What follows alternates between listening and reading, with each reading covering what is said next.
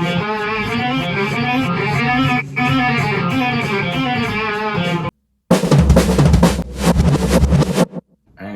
on. Greetings, my friends. Thank you for joining me. Fran Capitanelli here. I put out a video about The Who. Last week, I was remembering how much I loved the solo in the song Eminence Front. It's at the beginning of the song. There's a few weird things about this song. I was gonna try and include it in the video last week, but I had my hands full and it was just gonna be too much. So I thought, well, I'll save it for another time. But once I got done with the video, I realized, let's just do it. I'm into it right now. I'm playing the bbender right now. Eminence Front, the solo at the beginning of the song, is a bbender. It's hard to kind of notice, but it is. Here's a picture. This is the guitar Pete used. He plays the bbender in he kind of camouflages it a little bit. It's not as pronounced as Jimmy Page bbender solo or Clarence White, because a lot of times when you have the bbender on, you're like, I got this thing. I want to show everyone. I can do it here. I can do it there. But Pete kind of does it like in a couple spots, real tastefully. If Jimmy Page was playing this, he would be letting you know at every turn, which I love. I love both of these styles. This song has so many weird properties to it. First of all, the name. It's a hit song with the name Eminence Front. I don't even really know what that means. I think I've looked it up before and I still didn't know. So that's the first weird thing. The second is Pete sings this whole song, and it's the only hit that I can think of by them that he sings the entirety of the song, and Roger gets to play guitar. Roger seems totally excited. He's stoked. So that's two things. And the other is that the solo is at the front of the song. Usually the guitar solo is somewhere, 2/3 of the way through the song and maybe again at the end. But this one starts off with the solo, and it's a bbender on top of it. You can tell by the first note that it is. And then a few spots in it, and then there's like one little kind of clam moment where he bends it into the wrong spot, but it still kind of works and they keep it. So let's recap real quick what the bbender is, in case some of you are joining us for the first time. This is a bbender. B string goes through there. It's a contraption in the back, pulley system that pulls on the strap here. Wow, wow. And you can adjust it on this spinning wheel here, what you want the pitch to be. A half step, a whole step, or a step and a half. Half step is 1 fret. So if you have it set for a half step, it's gonna raise the pitch up 1 fret's worth. This is a whole step, 2 frets. Step and a half is 3 frets. Usually it's at a whole step.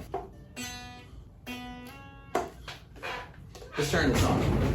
So you'd be raising it 2 frets worth. Give me some juice, baby. Got to plug it in. Where's the plug-in? So, come on, kid. So that's raising the pitch up a whole step. That's how most people set their bbender. It's the most common way. I'm gonna say it's the easiest because they're all about the same, but you have to do these calculations in your mind to figure out, is this note gonna be good if it gets bent up a whole step? Because there's no middle ground. You don't really bend it halfway and try to get the pitch right. The whole point of it is to bend it as far as this lever will go. Pete's got it set for a whole step, and you can tell the first note of the song, gee whiz, dude, how many frickin' obstacles are there in life? Yeah, there's one. There's another one. The song's in the key of F minor.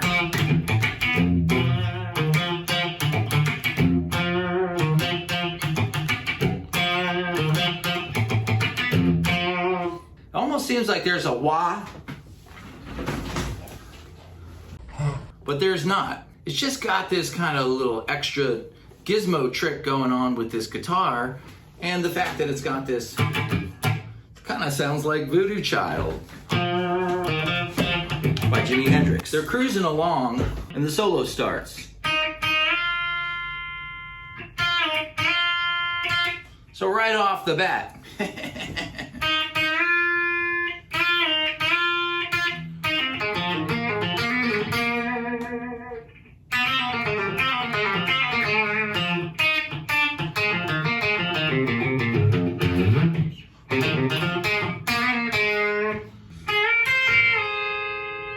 so there's another one. It's like the second time he uses it in the solo. And then here's the third time.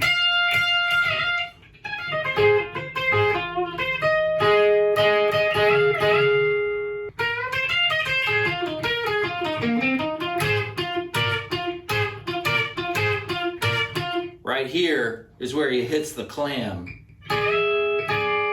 Because he's bending up from a D to an E, and neither of those notes are in that F minor scale.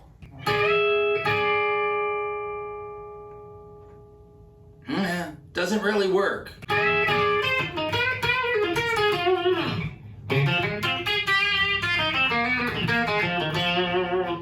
Give me some grit.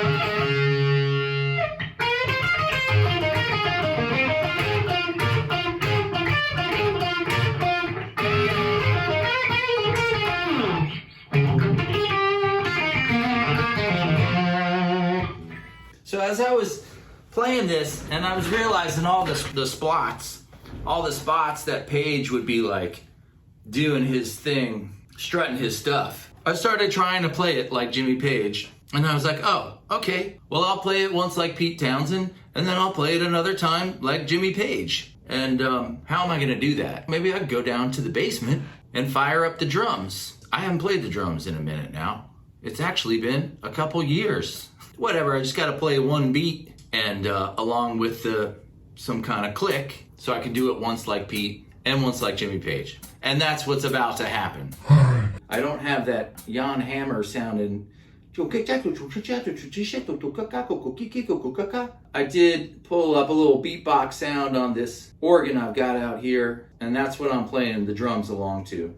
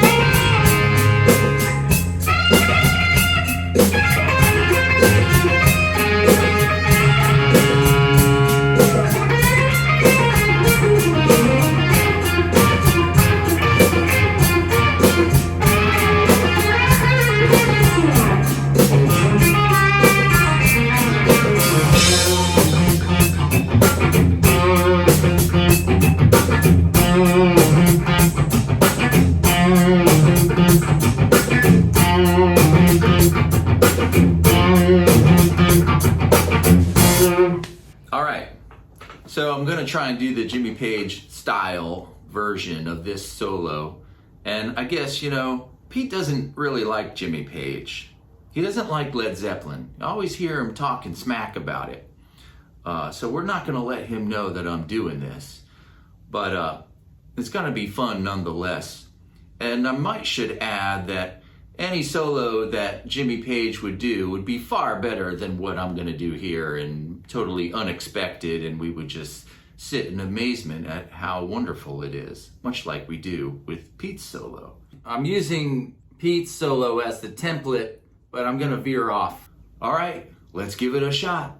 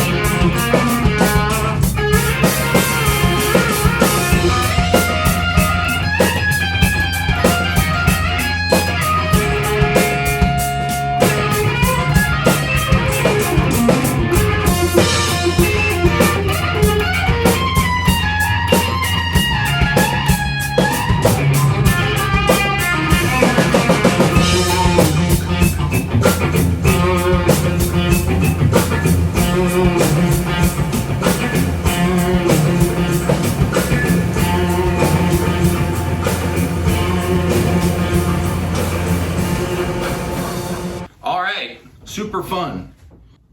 And we'll see you next time, right back here at this same spot or somewhere in the universe that we didn't expect. Life is a mystery. There's so many mysteries to uncover. Fran Capitanelli, totally into the sound. Subscribe. What is it gonna hurt?